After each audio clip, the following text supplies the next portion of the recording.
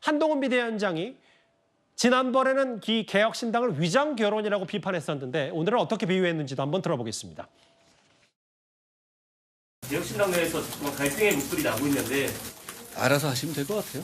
제가 충분히 지금 그 상황을 말씀드렸잖아요. 내부 사정에 대해서 제가 자기들끼리 궁중암투를 하는 것에 대해서 언급할 문제는 아니고 다만 세금이 들어갔잖아요. 6억 6천이 작은 돈이니까 우리가 내는 세금이잖아요. 개혁이라는 말과 전혀 어울리지 않은 행태다. 돈 때문에 못 헤어지는 거 아닌가요? 보조금 사기다. 6억 받고 그 이후에 다시 분열하는 거에 대해서 한동훈 비대위원장이 직격을 했는데 잠시만요. 앞서 국회에 국민의힘 공천관리위원회 발표가 있었다면 개혁신당의 또 다른 목소리도 있습니다. 국회 현장을 지금 연결해 보겠습니다. 이건 상당히 이제 위중한 상황입니다.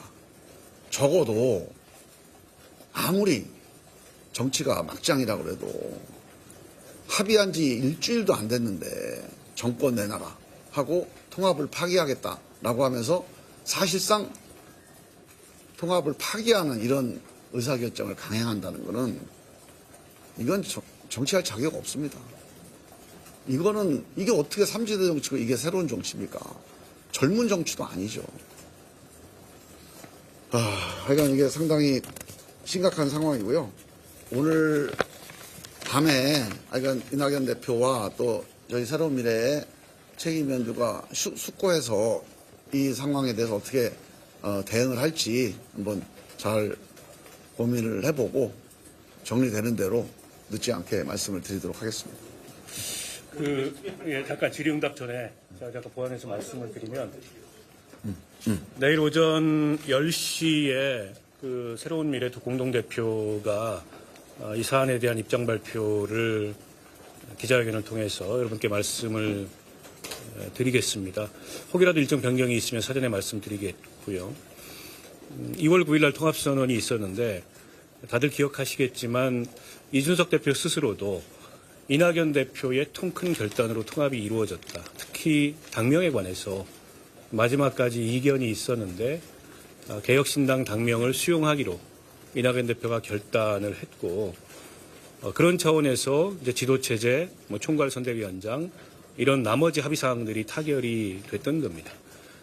그리고 첫 인사에 있어서도 이준석 그 대표 측의 지지층의 동요나 이런 어려운 사정을 감안해서 사무총장, 공동정책위의장, 수석대변인, 원내대표 다 이준석 대표가 원하는 대로 인사가 이루어졌습니다. 그만큼 사실은 이 통합의 중요성에 대해서 새로운 미래나 또 이낙연 대표는 공감하고 있었고 또 그만큼 이 중요성을 절실히 소중히 생각했기 때문에 과감한 양보를 했던 겁니다. 그런데 거기서 더 나아가서 선거 캠페인 정책, 사실 굉장히 실무적인 용어를 썼는데 그 행간을 읽어보면 선거의 모든 것입니다.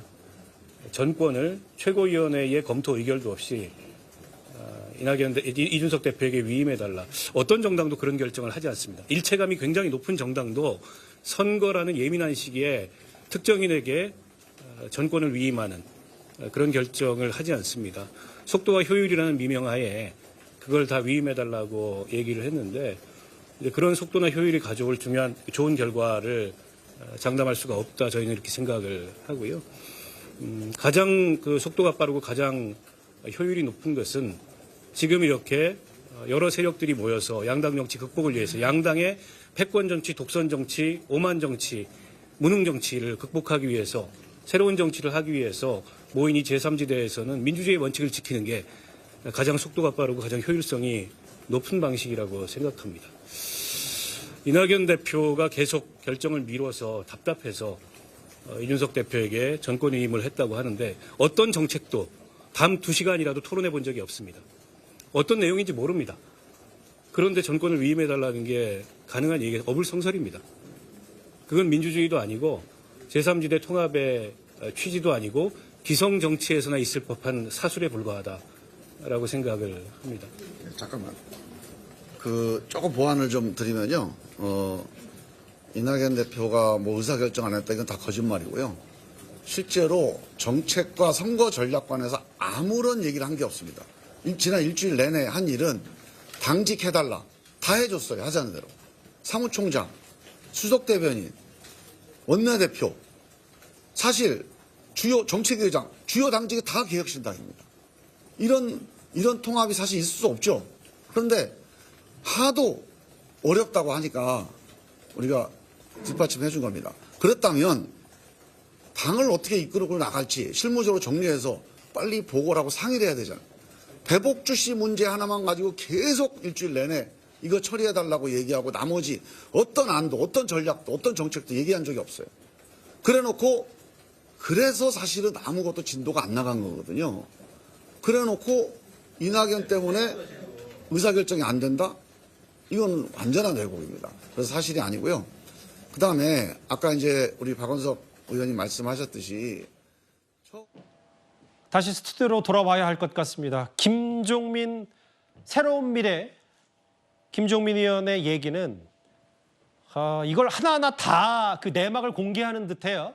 합당 과정부터 이준석 대표 공동대표 정치할 자격이 없고 내일 10시에 아마 이낙연 공동대표가 기자회견을 할 모양이에요. 그러니까 거의 최후 통첩 수준으로 그 사이에 경선 동지할 만한 사건이 없으면 나 내일 오전 10시에 새로운 미래의 이낙연 대표가 입장을 낼 수도 있다. 아마 그런 것 같고요. 근데 저는 저 부분이 의미심장한데요. 이현정 의원님. 네. 애초에 이제 파열음이 나기 시작한 게 배복주 전 정의당 부대표의 거취와 관련된 입당 그리고 오늘은 선거 전략을 왜 이준석 대표에게 다 맡기냐 했는데 혹시 본질이 개혁신당의 주류 세력들이 김종인 전 비대위원장의 공천권을 맡기는데 그 주도권 싸움 아니었는지 어떻게 저희가 받아들일까요? 바로 저 부분입니다. 사실은 김종인 전 위원장이 이번에 이준석 전 대표에게 조언을 하면서 절대 이낙연 측과 함께해서는 안 된다 이런 이야기를 했다고 그래요. 그럼 뭐냐면 이게 너무나 성질이 다르다는 거죠. 그렇기 때문에 나머지 이제 원칙과 상식 이런 부분들을 다 묶어서 해야 되는데 문제는 이제 이준석 대표가 그걸 덜컥 하다 보니까 난 안 간다 지금 저기는 도저히 합할 수가 없다라는 거 되다 보니까 지금 이준석 대표의 계획대로 일단 이낙연 세력을 떨쳐내는 데는 성공을 하는 것 같습니다. 자 그렇게 되면 이제 김종인 위원장을 데리고 와서 당의 어떤 얼굴로 삼을 것 같은데 김종인 위원장이 가지고 왔던 큰 플랜, 즉 제3세력에 대한 원래의 김종인 위원장 플랜을 이제 실현하는 건데 예. 문제는 이제 과연 인물이 있느냐는 문제일 거예요. 뭐 예전에 이제 민주당이나 국민의힘 있을 때는 그때는 뭐 인물이 많고 이걸 어떻게 배치할 텐데 지금 딱 해봤자 이 지역구에서 경쟁력 인물이 얼마나 되겠습니까? 과연 저는 성공할지 여전히 저는 의문스럽습니다. 설주한 변호사께 이 질문을 드릴게요. 제가 당사자 앞에 두고 너무 우스갯소리만 해서 죄송하긴 한데 엄중하시니까. 다만 한동훈 비대위원장이 그랬잖아요. 위장결혼하듯이 창당하더니 이혼 아니냐. 보조금 사기 아니냐. 이렇게 해서 만약에 10시에 내일 새로운 미래에 뛰쳐나가면 무소속 양정수 들어와서 6억은 일단 받은 셈이 됐잖아요. 네.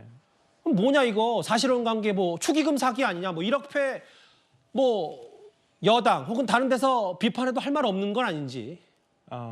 지난번에 이 문제가 나왔을 때만 해도 제가 분명히 여기 이 자리에서 제가 돈 때문은 아니다. 어떤 그 양정수 의원의 입당이라든지 이런 부분에 있어서 양정수 의원 개인의 어떤 판단 문제도 있을 것이다 얘기를 했습니다. 저는 이 그러니까 국고 보조금이죠. 이제 정당 보조금 때문에 어떤 지금 양대 정당 같은 경우는 정당 보조금이 한 50억에서 55억 사이가 됩니다. 거기에 비해서 이제 지금 개혁신당은 이제 소수 5명의 의원이기 때문에 규정대로 해서 이제 한 6억 6천만 원이 지급이 되는 걸로 알고 있습니다만은 이 부분과 관련해 가지고 이것을 받기 위해서 의원들을 입당을 시켰다. 합당하지 않으려고 했지만은 그랬다라고 저는 보지는 않고 있고요. 예. 어찌 보면 어떤 특정 인사에 대한 문제로 불거진 것들이 어찌 보면 이 민주정당에서 이 의사 처리를 어떻게 처리해 갈 것인가에 대한 문제로 조금 확대된 것은 없지 않아 있는데 저는 어찌 보면 참 아까 이현정 의원께서 말씀해 주셨듯이 맞지 않은 성격 아니면 이질적으로 이제까지 정치를 했던 집단들이 모여서 하나의 집단으로 하나의 정당으로서 정치를 하겠다고 했었을 때 이러한 문제는 일어날 수도 있는 문제라고 봅니다. 다만 내일 아침까지 저는 아직 시간이 있다라고 보고요. 저는 이준석 대표와 그다음에 이낙연 대표가 좀 두 분이서 직접 얘기를 통해서 이 문제를 해결해 나갈 수 있다고 생각을 하고 예.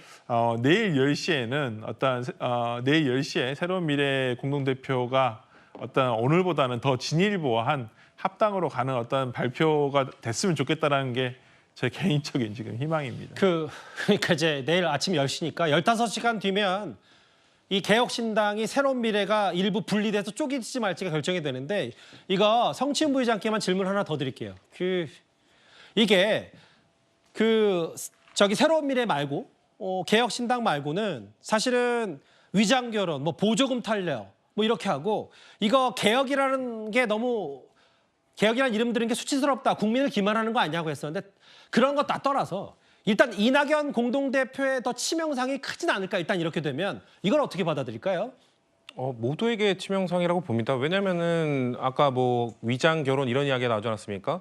위장 결혼해서 축의금을 받은 사람들이 며칠 뒤에 바로 이혼했을 때 그 부부 양쪽 다 타격을 입게 되는 거거든요. 뭐 전 이낙연 대표 한 명만 타격을 받는 것이 아니라 개혁신당 제3지대에 있는 이번에 통합에 참여한 모든 그 구성원들이 다 타격을 받을 거라고 보고 있고요. 이런 것들이 아마 통합 전에 설 전에 뭔가 무리하게 통합을 추진한 그런 거에서 기인한 것이라고 보고 예.